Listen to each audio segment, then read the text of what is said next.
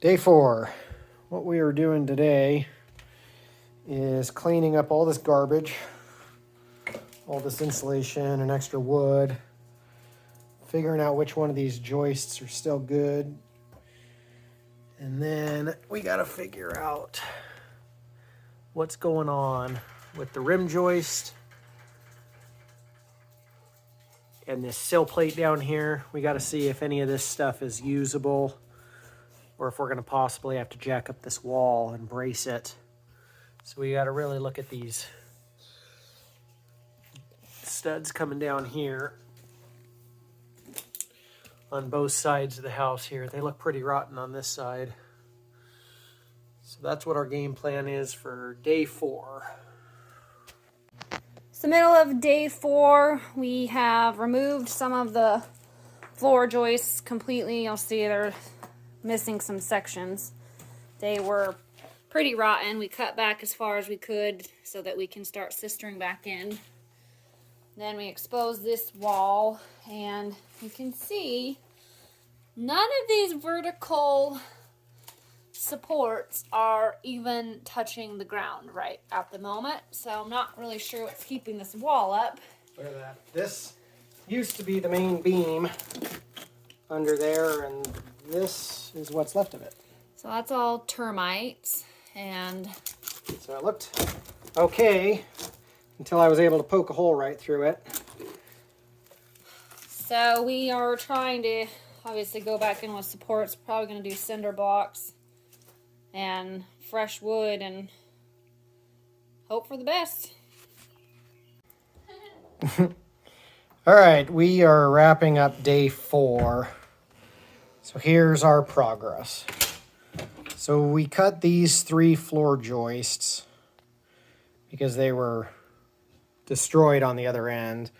Where it met that rim joist, everything on that side of the wall is just destroyed. Everything on this side of the wall is pretty strong. So we thankfully don't have to do much on this side of the wall except for clean it up. So we braced our fireplace with some cinder blocks and some blocks to wedge it so it's nice and strong. I've actually stood on it now. So in this corner, the rim joist and the sill plate are okay. So everything over here, my shadow's in the way, is good. You see the old notch that they used to do. This lumber's pretty cool. These boards are notched and they go down in there about 3 inches. But from probably about this pipe approximately over, that rim joist of the house was rotten. I cut through that with a 3-inch Sawzall blade, but it was so rotten that I was able just to pry it out. So all of these studs are supporting the house, which, as you can see right now, they're not supporting the house. And they weren't doing anything for a long time. This rim joist is basically dirt. That used to be timber. So what we did is we dug it all out. We found out that they did have a foundation footer of cinder blocks. So we just added some cinder blocks, brick, and drove in some wedges to kind of put some pressure on the walls, lifting it up tiny. And then this is kind of cool. This is actually a real cornerstone.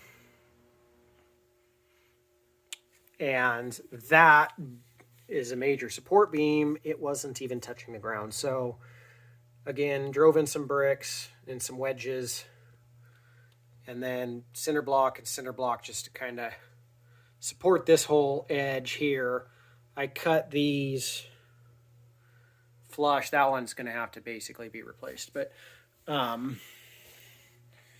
going to sister those in with new boards, and then once we get our rim joist in, we'll also put in some 2x4s here and put brackets on them just to add strength, and then sister them up. So this is what our farmhouse looks like right now. Not very appealing, probably, but we're making progress.